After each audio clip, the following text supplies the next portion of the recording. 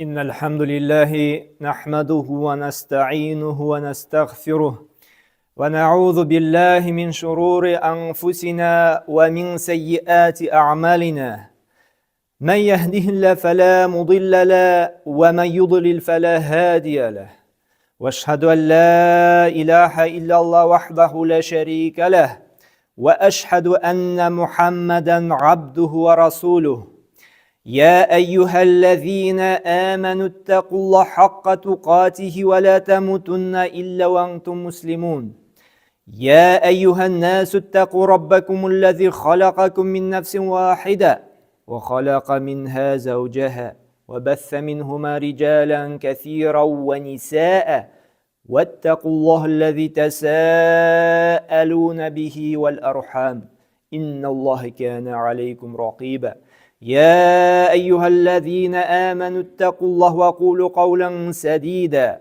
يصلح لكم أعمالكم ويغفر لكم ذنوبكم ومن يطع الله ورسوله فقد فاز فوزا عظيما أما بعد برشا مقطع حمد سنلار bizni yo'qdan bor qilib, turlidan turli ne'matlarni berib turishi, shu alamlarning tarbiyachisi, idarachisi bo'lgan Alloh taolaga bütün maqtovlar tegishli. Ham turibizdan chiqqan salovat shariflarda bizga shu islom dinini olib kelgan, Qur'on hukmlarini o'rgatib qoldirgan suyukli payg'ambar sallallohu alayhi vasallamning ruhina borib erishsaydi. Alhamdulillah, Alloh taolani har vaqtda da maqtaymiz. Bizga o'zining tavfiq hidoyatini berib, uni tanib, haqiqiy iloh deb roslab, uning amrini o'targa deb, uning yurtuna jiyildik. Ham Alloh taolo tag'in yanadan bizni ning eng xayrli juma kunina erishtirdi. Ham shu juma kunining qadrini bilib, Alloh taolani zikr etirga, uning shifoli oyatlari bilan va'zlanirga shu masjidga keldik. Hamda shu Atnaның bir günündə musulmanlar g'ilim alalar, imanların, taqvalıqların üstürələr. Həm indi bir atnalı üzünə görə bir dini zərət alalar. Çünki islərimizə düşürüb durmasaq, biz gafillikə şumabız. Ne için bu dünyaya kelganimizni unutabız. Qaya baracağımız turunda uylamay başlayırız. Hem şuna da her vakitte de Allah Teala Kur'an'da aytı وَذَكِّرْ فَاِنَّ ذِكْرَ تَنْفَعُ الْمُؤْمِنِينَ deydi. Bilgen nerselerini bulsa da mümin musulmanlarının her vakitte de islerine düşürüp durdu. Çünkü vakit şulay bilgen nerselerini de islerine düşürüp duru, qabatlatu alarga fayda kitiredi. Hem şunlap da mına bugünkü tema, anı küp tapkırlar işitkenigiz de var. Ana her vakit söyleyler, yazalar. Bik ahamiyetli tema, ama amelde kullanıldığına bik ağır. Hatta, как Rusça etsek, нереально. В области фантастики diye. Söyləyəndə bik jingil. Ama turmuşqa aşıra başlasan, көңілге аны кірту, көңілден аны başqa əğzalarga көшіру ул бик ağır. Ул да bulsa, nindigine amel bulmasın, ул amelini ihlastan, eşkirsiz көңіл bilen Allah Teala'nın rizalığın ümit etip işlev. Әйе, бик жеңіл сөйләгәндә. Біләбіз, musulman kişisi her vakitte da izgilikке ұмтылырға бурычлы. Çünkü tüp buruşыбыз da сыналу, шулай бит, кайсыбыз күбрәк изгилек кыла дип сыналабыз. Яхшылык кылу, хайырлы гамәлләр эшләү. Әмма шушы гамәлне эшләгәндә кызганычка каршы безнең ниятебез, шушы ихласлыгыбыз дип, күп вакытта Аллаһ өчен түгел, кем өчен була? Кеше өчен була. Бик күп күрәбез сөйләгәндә дә birər гамәл эшлибез икән, аны күрсәтәсебез килә, аны сөйлисебез килә, аны афишировать итәсебез килә. Әмма без белергә тиешбез, Шушы изгелегебезне күбрәк күрсәткән сайын, күбрәк сөйләгән сайын, аның әҗере кими. Хәтта юкка да чыга. Менә бер галимнең бер хикмәтле сүзен ирештерәсем килә. Гынахларыңны ничек яшерәсең ди, изгелекләреңне дә шулай яшер ди. Ни өчен? Чөнки изгелекне, менә шушы фәлән әбигә булыштым әле, менә шушы ятимнәргә булыштым әле, күбрәк сөйләгән сайын, нишли? Әҗерең кими. Әмма Аллаһ ризалыгы дигән сүз нәрсәне аңлата ул? Менә әйттек вагыз башында, гамәлләребез намаз уку булсынмы, Коръән укырга өйрәнү булсынмы, ураза тоту булсынмы, садака бирү булсынмы, берәр нинди кешегә ярдәм итү булсынмы, без әйттек Аллаһ ризалыгы өчен булырга тиеш. Нәрсә соң Аллаһ ризалыгы? Алык мисал тормыштан. Бер ятимгә укырга кертергә булыштың ди. Сөйләштең, ниттең. Яки инде шушы 5 ел буе институтта укыганда общежитиесен түләп тордың, анда ашарына, ишеренә алып тордың ди.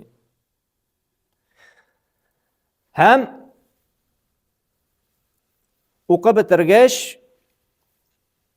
әйтәсең икән, менә мин сине 5 ел буе укыттым, ярдәм иттең, давай син миңа хәзер минем эшкә кер, организациягә кер. Минем максатым нишләтү, үземә сине преданный эшче булсын дип укыту иде. Димәк, монда нинди ризалык? Шушы максат, шушы кешене үзенә карату. Синнән риза булып, бер сүзеңнән дә чыкмыйча, сине тыңлап торучы. Әйттек, Аллаһ ризалыгы нәрсә ул? Аллаһ ризалыгы киресенчә. Шушы гамәлне кылам, 5 ел укытам, 5 ел карап торам. Бу кешедән бер нәрсә көтмисең. Көтәсең бары тик, Раббым, синең әмреңне үтәп, шушы ятимнәргә булышам. Ятим генә түгел, любой туганыбыз булсынмы, башка күршебез булсынмы, балабызмы. Шушы гамәлемнән барып телим, синең ризалыгыңны, синең әҗер савабыңны, кыямәт көнендә шушы изгелегем хисабына синең рәхмәтеңә ирешеп, җәннәткә кертүеңне генә телим. Башка бер нәрсә дә кирәкми. Аллаһ Тәгалә Коръәндә әйтә бит әле, чын ихлас кешеләрне без сезне ашатабыз, эшертәбез ди, бары тик нәрсә өчен генә? Аллаһ ризалыгы өчен генә. Сездән рәхмәт тә, сездән мактау сүзе дә көтмибез ди. Менә ул чын ихласлык.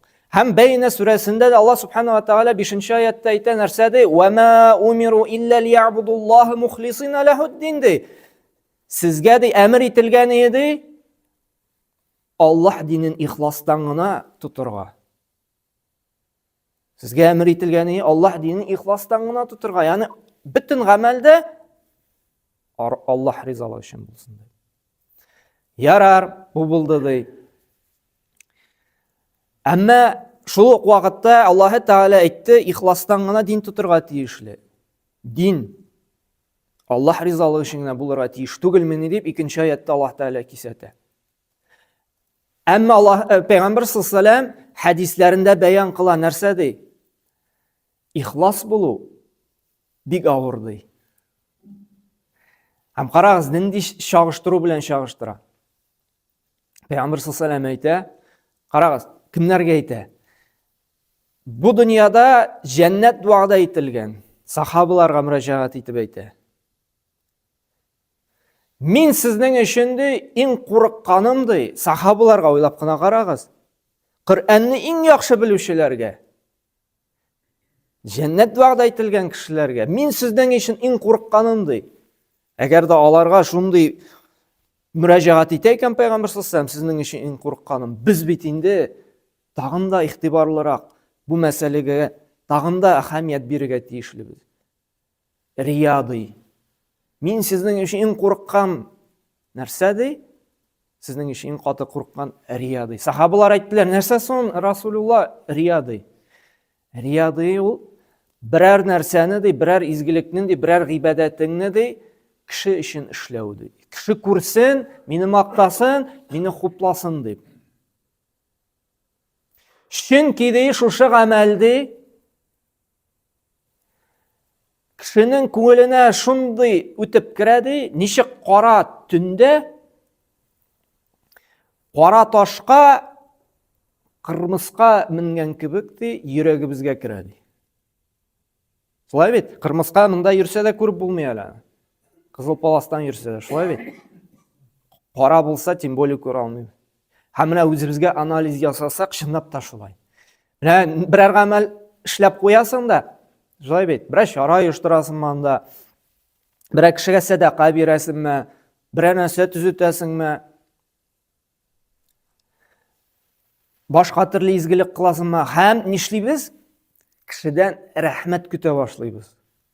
Кайчан рәхмәт әйтер икән миңа? Кайчан мине мактар икән? Кайчан мине язып чыгарлар икән?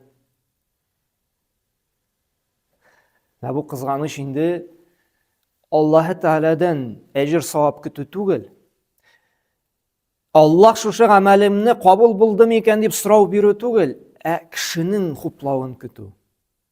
Бер галим әйткән бит.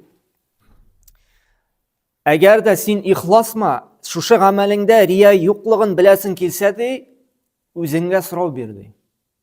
Берәр изгелек кылганнан соң кешедән мактау, хуплау, уңай отзыв көтәсең икән ди. Билди, син бу гамәлеңдә ихласлык булмаган ди. Чөнки изгелек кылган кеше Аллаһ өчен эшли дә оныта. Әгәр дә инде кеше өчен эшлибез икән, без кешедән гел нәрсәдер көтәбез. Һәм шуңа күрә дә бит, менә бу рияны ни өчен соң кеше ширкка кертәләр? Ширк, Аллаһ белән тиңләү. Иң зур гынаһларның берсе, шулай бит? Һәм кеше ширкка кертәләр шушы рияны, ниндидер булса гамәлне кеше өчен эшләү. Ягъни тиңлисең. Әҗр савапны Аллаһ Тәгаләдән көтмисең, шушы кешенең рәхмәтендә, уңай җавабында көтәсең. Күрсәтәсең, мин шуларны төзеттем, мин шуларга садакалар бирдем, ниттем. Ни өчен? Кара, нинди юмарт кеше дип әйтсеннәр дип. Шулай дип әйтә икән, шәп булды, все, максатыма ирештем, рәхәт булып китте дип куя. Шулай бит? Һәм Аллаһ Тәгалә менә Коръәндә дә әйтә. Сез ди тауһатлык изгелекләр белән килерсез ди. Әмма ди Аллаһка тиңдәшлек кылу сәбәпле ди Аллаһ белән бер дәрәҗәгә кую. Аллаһтан өмет итәсе урынына кешедән өмет иткәнгә күрә. Шушы изгелекләрегезне ди тузанга әйләндерербез ди. Карагыз. Менә кайбер кеше бит инде була, сөйли башлыйм, менә мин яшь вакытта шуны эшләткәнем, булай иткәнем анда, монда шуны төзеткәнем, монда 10 мәчет төзеттем инде, монда 5 мәдрәсә ачтым инде, менә ай сайын анда факирләргә миллионнар өләшәм. Шулай әйтәсең килә, изгелегеңне әз булса да үзеңә калдыр инде дип кешеләргә биреп бетермә. Чөнки күбрәк сөйләгән сайын, күбрәк мактаган сайын нәрсә тузанга әйләнә. Бу авыр җәмәгать. Бу сөйләгәндә генә җиңел. Кем изгелек юлында эшли, бөтен көрәше шушы нәфесе белән. Хәтта кайбер кеше мәчеткә дә килә, кешедән уялып.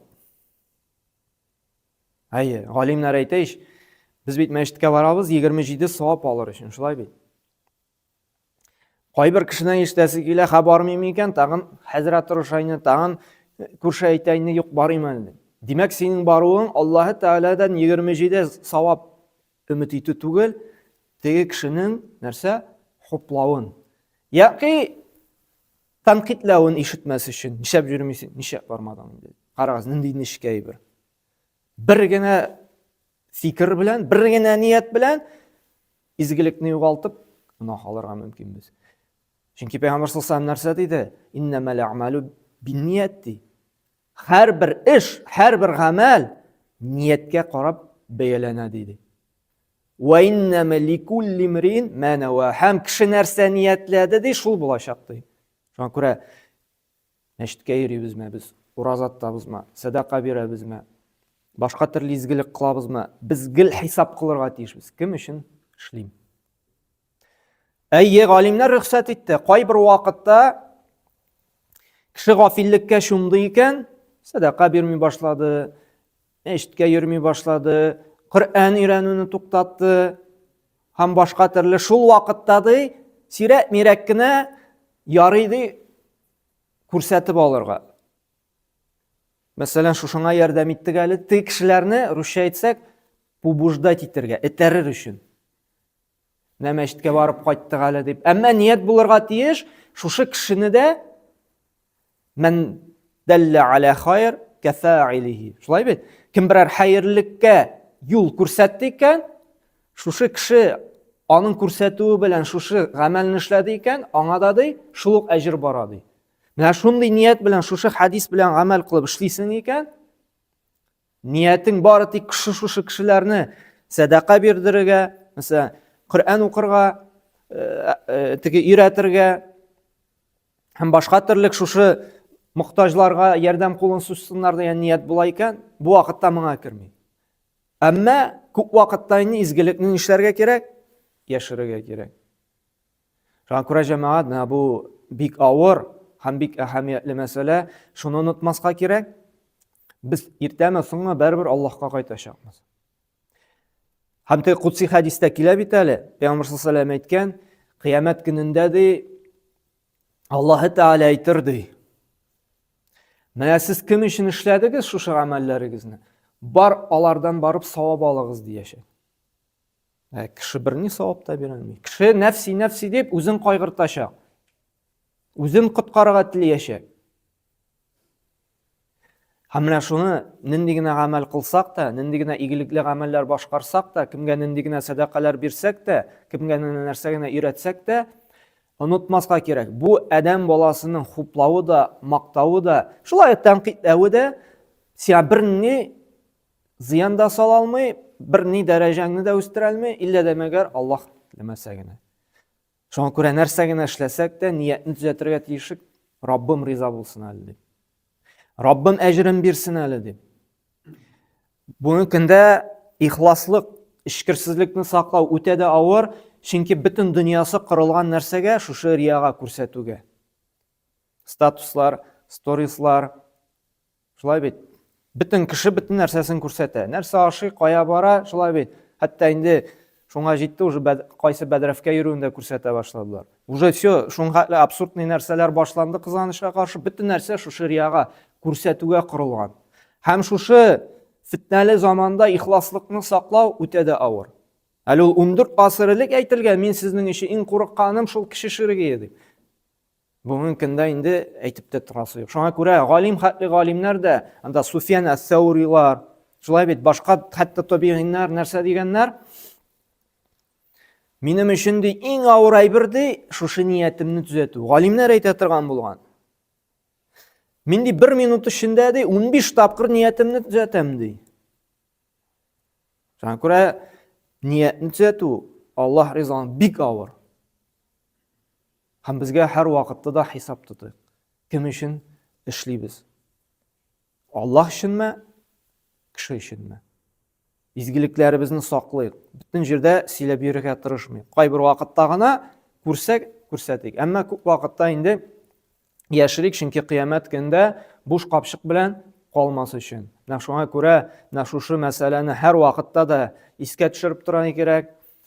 Чөнки без онытылабыз, шушы дөнья мәшәкатьләре белән гафиллеккә чумабыз һәм Аллаһка кайтуыбыз турында онытылабыз. Бүгенме иртәгәме Аллаһка китәчәкбез. Аллаһ Тәгалә каршында шушы икенче валюта, бу дөньяда акча валютасы булса, Аллаһ каршында айткач, әҗер савап валютасы безгә бик кирәк булачак.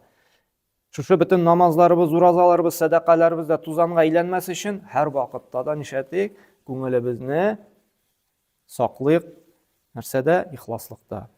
أقول قول هذا واستغفر الله لي ولكم من كل ذنب فإنه هو الغفور الرحيم